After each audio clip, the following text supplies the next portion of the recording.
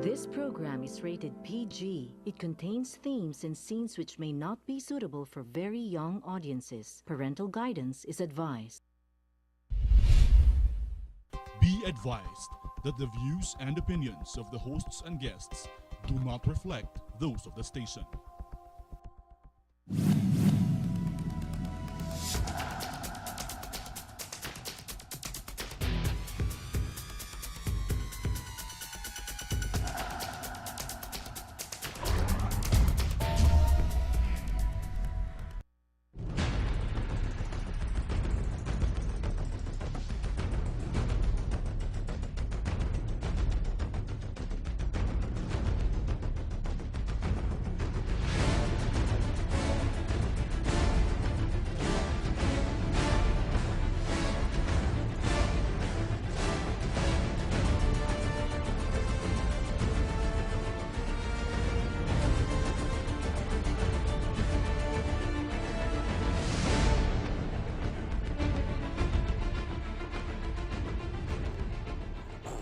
Philippines, good evening.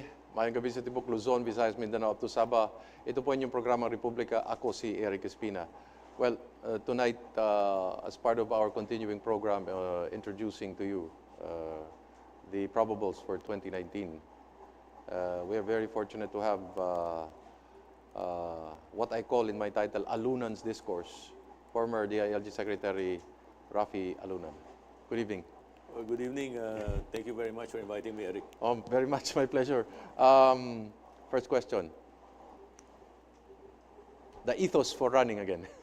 Well, I never lost my sense of public service. Okay. Public service runs in the family's blood. My grandfather preceded me in government. He served in the cabinet of President Quezon during the Commonwealth. Senator, no? He was Secretary of Interior, Finance, and Agriculture. Okay. He held 3 portfolios at 3 different times. Okay.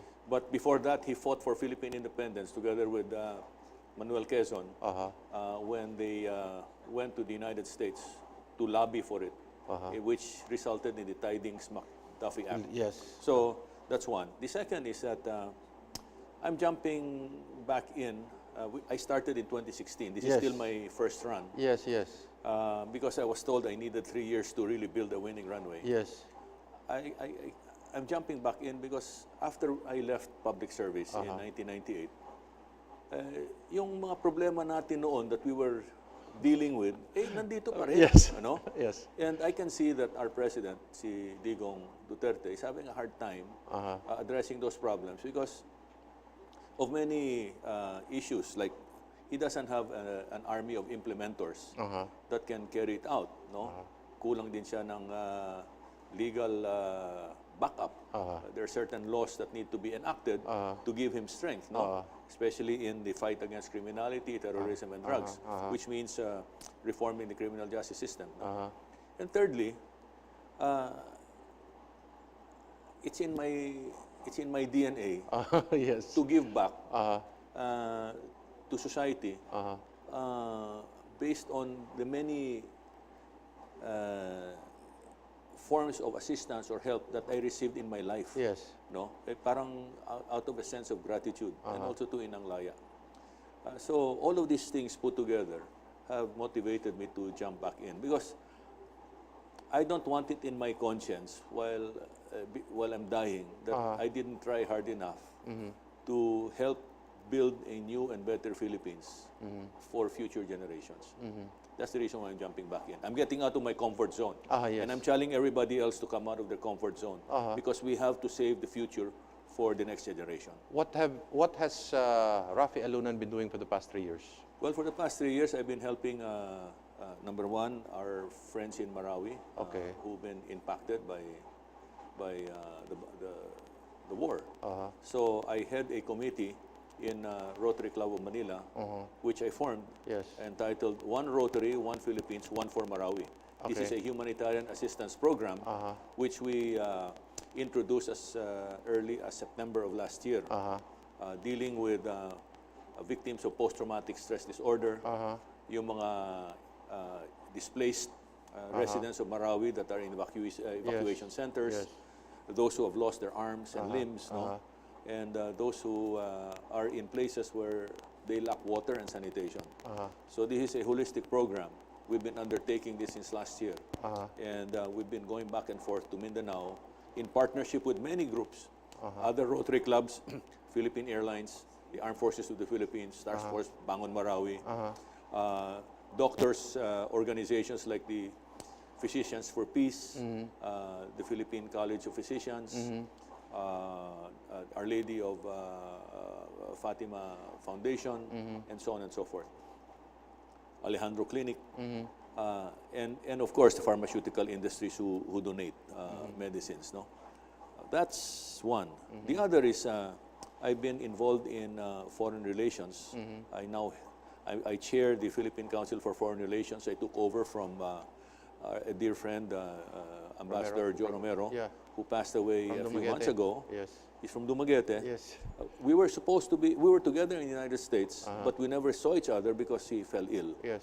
We were supposed to attend 2 meetings together, the embassy and in a think tank's boardroom. But that didn't happen because he fell ill.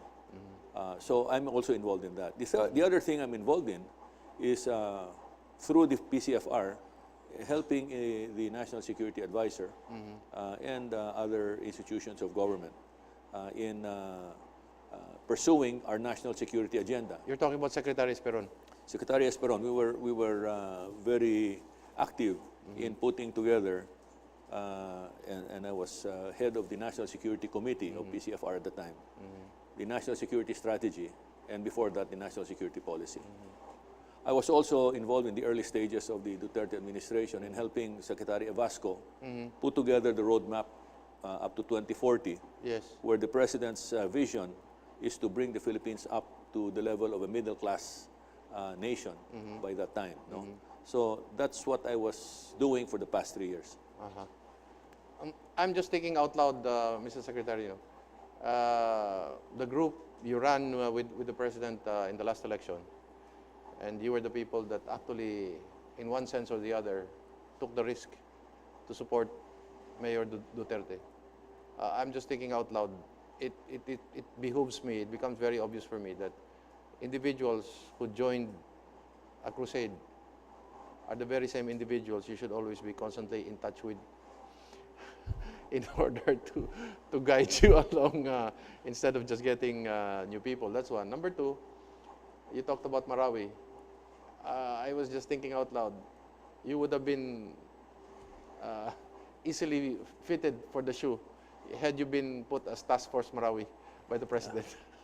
Well, there are circumstances and there are circumstances. I know. And but in my case, I was fortunate to be a member of the Rotary Club of Manila, who agreed to back up this idea because I went there on a fact-finding mission at the height of the battle, and I told them I suspect that this urban warfare is going to lead to the destruction of the city, and hundreds of thousands are going to get impacted. And my prediction came true. In fact, I was there in early July, the first few days of July, and in the middle of September to validate my findings of July. And during that period, the fighting was going on. And my sense was that many will be displaced and would need humanitarian assistance. And I could, based on history, based on past experience, government's resources are never enough. So there will always be a need for the private sector to get involved. To step in, yeah. And apply what we call in national security circles, whole-of-nation approach. Yes. To bridge the gaps and to be able to deliver services to the people who need it the most. I do not know how you are now helping the President, but would you be more comfortable as a cabinet member or a senator? I mean, at this point in your life. Well, I'm glad you asked that question because in 2016, January, the President and I met in Marco Polo. Okay. And he knew why I was there. Yes. He knew that I was going to offer my services, help to, for his campaign. Yes. But malayo pa lang, sinabi niya sa akin, huwag ka nang tumakbo para diretso ko na sa DILG. Oh. Alright. And my response to him was, Sir, matagal na akong appointed official.